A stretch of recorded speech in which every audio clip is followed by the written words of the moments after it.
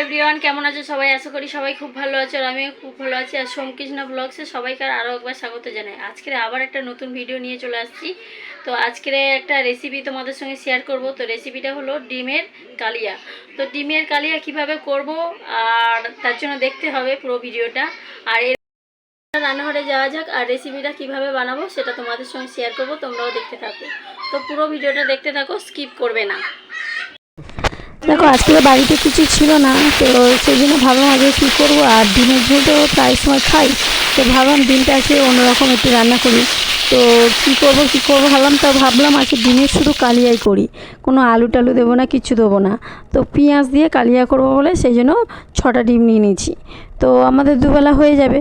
তো সেই 6টা ডিম নিয়ে প্রথমে ভালো করে সিদ্ধ করে নিয়েছি, নিয়ে ডিমটাকে ভালো করে ভেজে নিয়েছি। আর দেখো, তেলের মধ্যে আমি পেঁয়াজ বেটে দিইনি, কারণ বাটা দিয়েও করলেও ভালো হয়।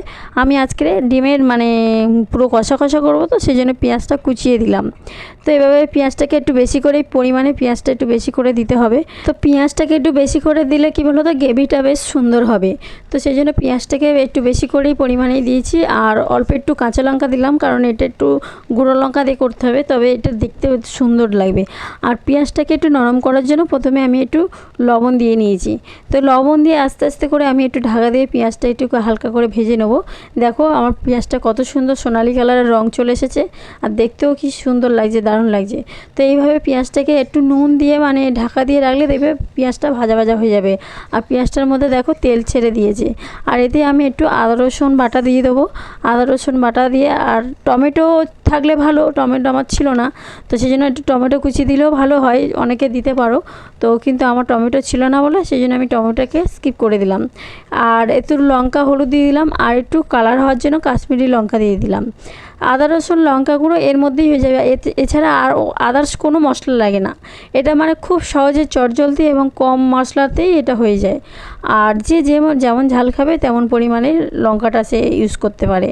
আর দেখো, মশলাটা বেশ কষা হয়ে গেছে, পেঁয়াজটাও বেশ একদম কষা কষা হয়ে গেছে। আমি ডিমটাকে দিয়ে দিলাম, দিয়ে এভাবে ডিমটাকে দিয়ে একটু ভালো করে আমি নাড়াচাড়া করে নেবো।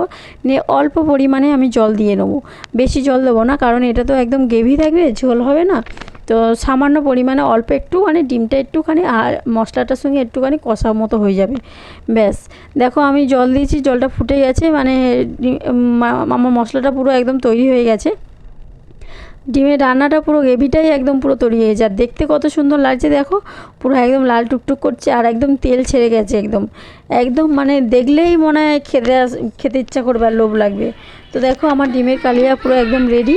তো এইভাবেই আপনারাও বানাবেন, দেখবেন খুব সুন্দর লাগবে। আর সত্যিই বলছি, আদার্স কোনো কিছু খাবার লাগবে না, এটা দিয়েই ভাত খাওয়া হয়ে যাবে। তো আমরা দুবেলাই এটা দিয়েই ভাত খেয়েছি। আর আমার বর তো খুব পছন্দ করেছিল, ভালো লেগেছে, আমারও তো খুব ভালো লাগে। ডিমের ঝোলের থেকে এটাই দিয়েই ভালো লাগে। আর আদার্স অন্য কোনো কিছু ছিল না আজকে। তো আজকের রেসিপিটা কেমন লাগলো অবশ্যই তোমরা জানিও।